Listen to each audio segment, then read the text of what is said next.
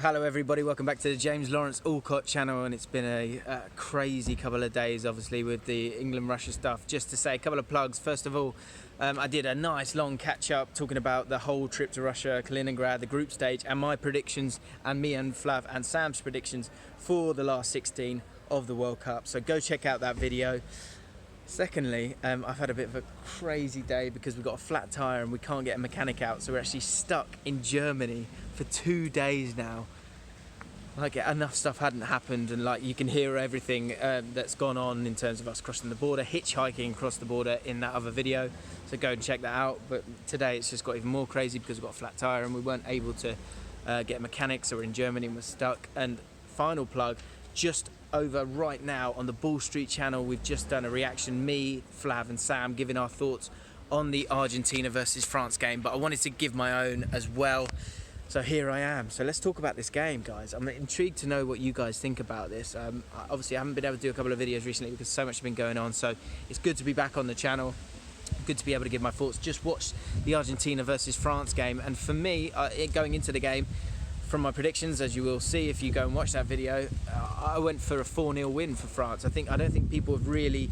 I think you're going to see in these knockout games, actually, the truth of teams. I think you're going to have two teams that are going to go at each other now instead of being defensively solid, and I'm not sure that's the right tactic for some teams, but I think maybe their ego, their bravado and their belief in their team will allow them to kind of go for it, and when that happens it opens up spaces, and Argentina have done that from the start. They see themselves as a superpower, rightly so in terms of the individuals that they've got, but I think what we found out again today was tactically and physically, and I'll go into that in a bit more detail, they were miles off in terms of wanting to win this competition, and certainly wanting to be a team with the quality in every sense of the word in terms of football and every aspect that you need that France have.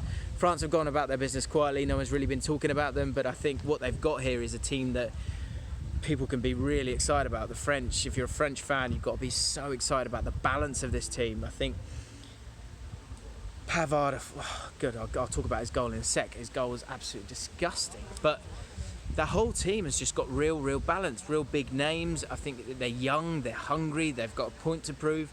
N'Golo Kante, you can't quantify what he really brings in terms of his stamina.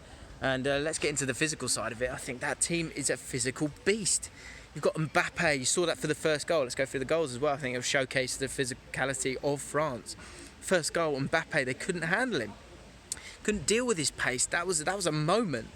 Mbappe arriving on the world stage in terms of how he can devastate a team totally on his own. His pace was outrageous. Rojo loves the dark arts, and I think he was trying to get across him, and he panicked because of the pace that he had. Was the ball running out? I'm not sure. I don't think you could say that it was or it wasn't, because Mbappe is just so devastatingly quick and incredible in terms of his dribbling and carrying the ball at high pace. That caused the penalty, which got them the goal. I thought they were generally comfortable after that. Argentina, once again, are reliant on Messi, reliant on individuals, low on real physicality, stamina, pace. Mascherano struggling at 34, is it? 35, with Pogba and Kante there. The amount of times you saw him there sort of on his own as a defensive midfielder. I think at this level, if you're not going to be the team that's going to dominate the game, you need two players who've got incredible physicality and stamina, or you need to play two DMs. And I don't think Argentina did that, and time and again saw Mascherano, who's been an all-action centre midfielder when he has played it for Argentina. You saw that in 2014 where he was brilliant, but his time has been and gone, and again it just showed the lack of size, the lack of power, the lack of pace, the lack of stamina that this Argentina side had, and then maybe a little bit of, not, is it arrogance? I don't know, but certainly not the understanding of how limited they were as a team. To be kind of resolute. Once it then went to 2-1, I think, look, let's be honest about that goal. It was a bizarre goal. It was a poor touch from was it Mercado? I might be wrong in that, but they got the goal and they got 2-1 up, and I think that showcases how anything can happen in football, and any team's got a chance in this competition, even against the top sides. But their physicality, their stamina, I know I've said it 3 or 4 times now, is showed through in the end, and their quality on the counter-attack. I think you're in grave danger if you allow that kind of space to this team. You've got Pogba who can drive with the ball, Griezmann with pace, Mbappe with pace, Giroud who offers so much balance with being that link-up man. And you saw that for the final goal where Giroud played a lovely little through ball and Mbappe finished it off. But ultimately this game is where France arrived and where Mbappe said, yes, I am the main man of this team, and showed what he can do with his finishing ability.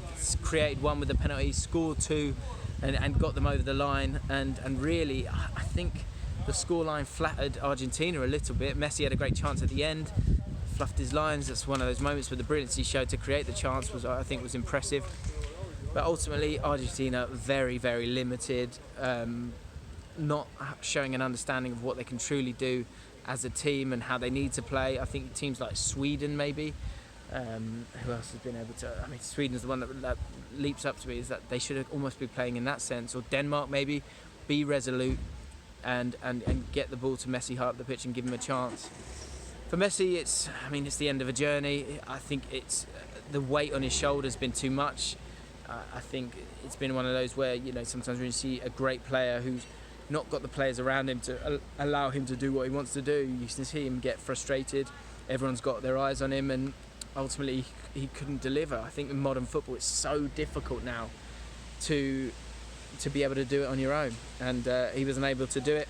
He bows out, Argentina bow out, but France move on, and I tell you what, they could go a long, long way, and you're doing very well if you can beat this France side. They look very strong, and I think the way that it's gone so far in terms of them not really having any drama, but not setting the world alight, I think that suits them perfectly, and they're just starting to get into gear now. And I fully expect them to get to the semi-finals at the very least. I think Brazil are one of the few teams who can beat them. But it's knockout football now, and it's great. It's good to start watching all these games. As I said, a bit stranded here now, so I'm going to be watching all the football, so I'll try and get as many videos up as possible. As I said as well, check out the Ball Street reaction. Check out my video from earlier today, talking about all the crazy shit that's gone on in Russia. And subscribe to the channel, guys. I would really appreciate it. I'll see you soon. Don't worry about that. Like this video, do me a massive favour. Subscribe if you're new. Let me know your thoughts in the comments below. Let's have a chat, because I've got time to spare, and I'll see you soon.